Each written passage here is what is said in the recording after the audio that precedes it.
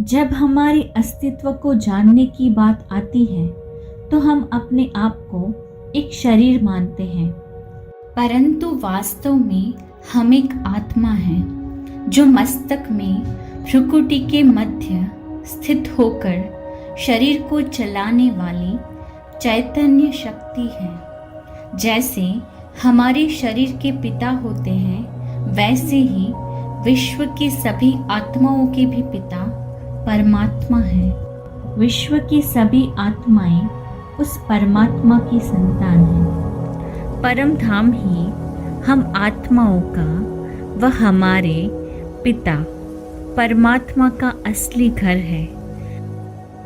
परमात्मा एक ही है। सभी धर्मों के लोग उनको अलग अलग नाम से पुकारते हैं।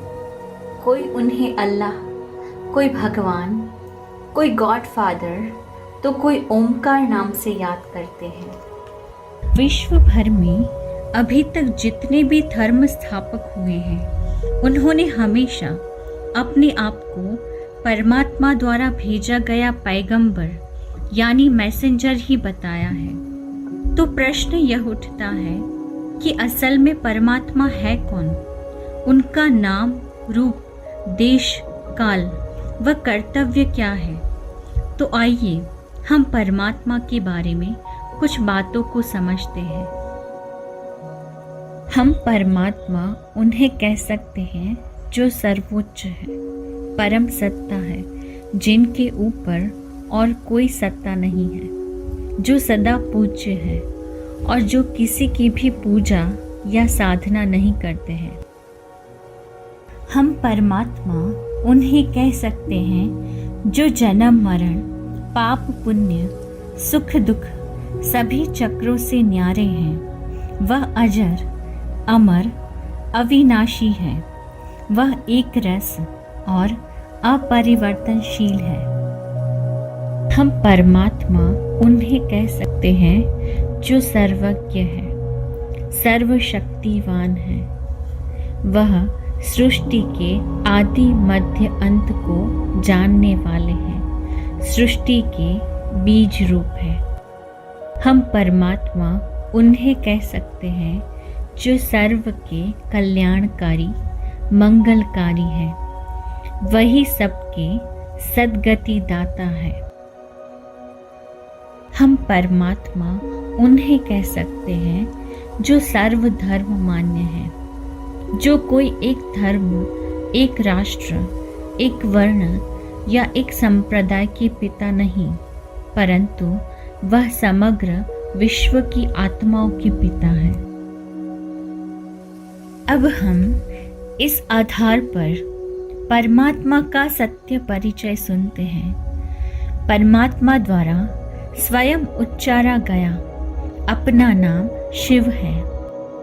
परमात्मा ज्योति बिंदु स्वरूप है। इसीलिए सभी धर्मों के लोग परमात्मा को निराकार अर्थात अशरीरी मानते हैं। शिवलिंग ज्योति बिंदु परमात्मा का ही यादगार है।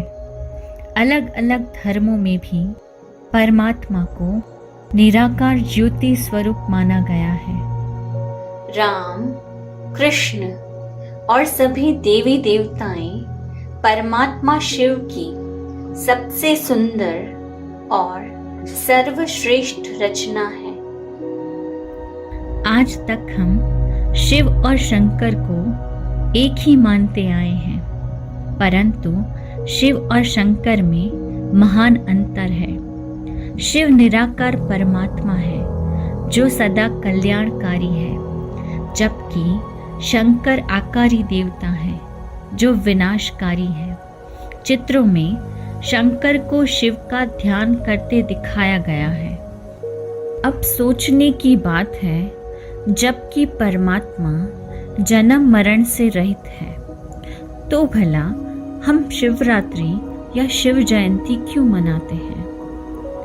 परमपिता परमात्मा शिव तब आते हैं जब अज्ञान अंधकार की रात्रि चरम सीमा पर हो जाती है, अर्थात संसार में दुख, अशांति, अधर्म, भ्रष्टाचार, पापाचार चरम सीमा पर होता है। शिव के साथ रात्रि शब्द इसीलिए जुड़ा है क्योंकि वे तब आते हैं जब सारा संसार और मनुष्य मात्र स्वार्थ, मोह, माया के वश हो अज्ञान रात्रि में सोए होते हैं। शिव का अर्थ ही है सदा कल्याणकारी।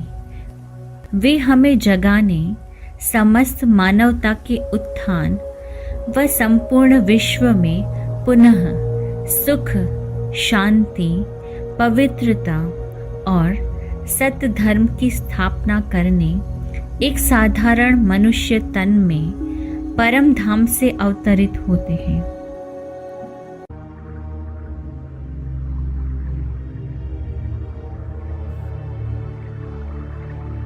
हे मेरे प्रिय बच्चों, मैं नाम रूप से न्यारा या सर्वव्यापी नहीं हूँ, बल्कि मेरा नाम शिव है।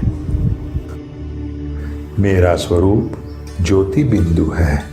तुमने जन्म जन्मांतर से भक्ति कर मुझे याद किया है। मैं हर कलयुग के अंत में जब अति धर्मग्लानि होती है, अर्थात सर्वत्र दुख, अशांति और अधर्म हो जाता है, तब सुख, शांति, पवित्रता, प्रेम और सतधर्म का दैवी स्वराज्य स्थापन करने पुनः अवतरित होता हूँ। मेरा जन्म दिव्य व अलौकिक है।